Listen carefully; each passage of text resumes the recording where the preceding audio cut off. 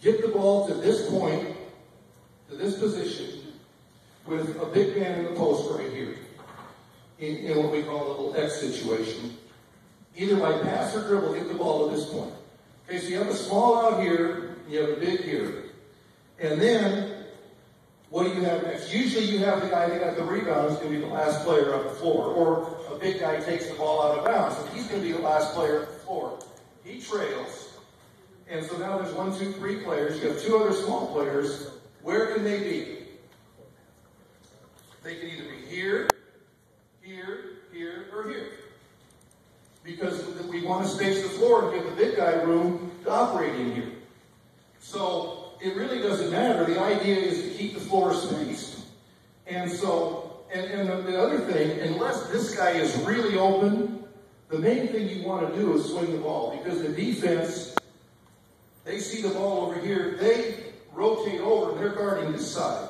If you can move the ball and move the ball to this side, the defense now has to be closing out rather than playing where they're ready for you.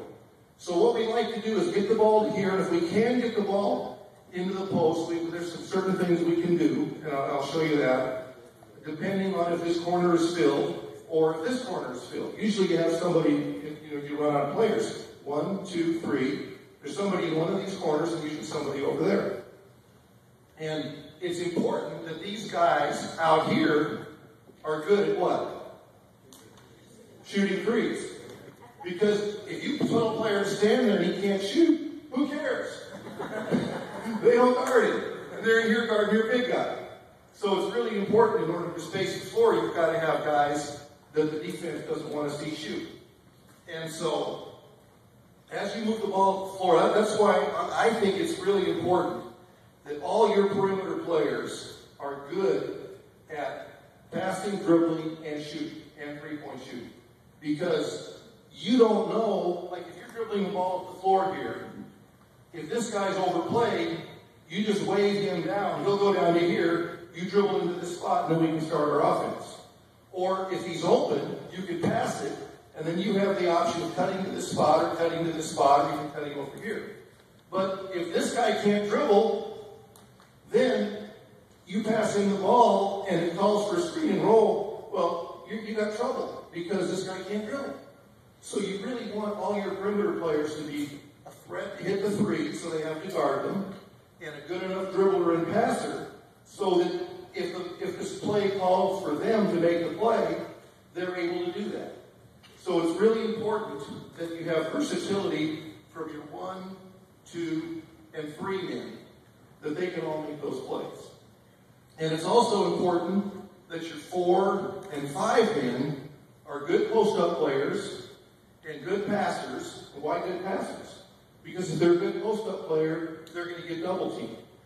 And if you can double-team a player and he can't make you pay, then the guy, it doesn't matter if he's a good post-up player. Because, you can't make the defense pay. They just double-team him and take him out.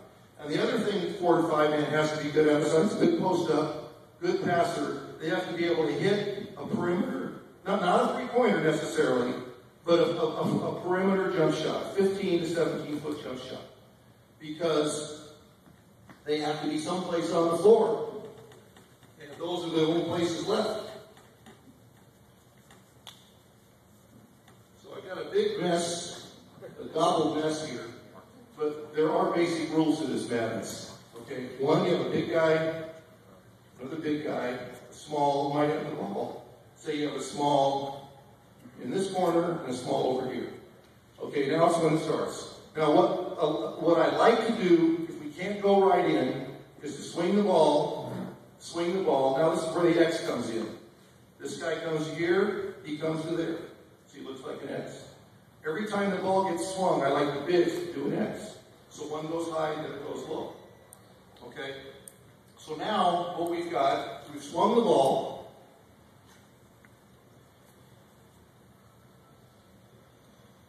Say the ball's here. Got a big, small. Now, anytime the ball goes in the post, if he passes the ball into the post, this big would dive to the basket. Again, it's an X kind of thing. The reason is his man can't double team, because if he double teams and he's at the basket, he just passes to him right there and he gets a dunk. So it keeps that man honest, it gives you movement. The other thing that I like to see happen when the ball goes into the post is these two guys run some kind of a crossing action.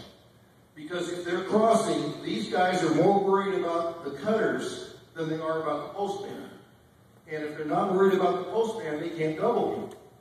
So if the ball goes in and you have guys crossing, these two guys can't help.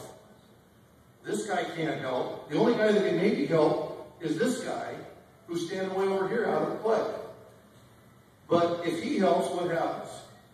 Hopefully that's your best three-point shooter. They pass it right over there and he shoots it. So the idea is once the ball goes into the post, we like to have that kind of movement. Sometimes there won't be a player here.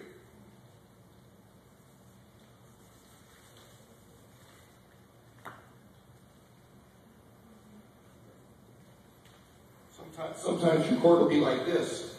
The ball goes in, and then this big has an option. If he's a good shooter, he can set a screen and we can split with the big guy, or he can still dive. But what happens, he wouldn't have anybody to split with then. He might cut through all the way to here. This guy comes all the way to here, and he comes up to there. Now, what you always want to do, if you're out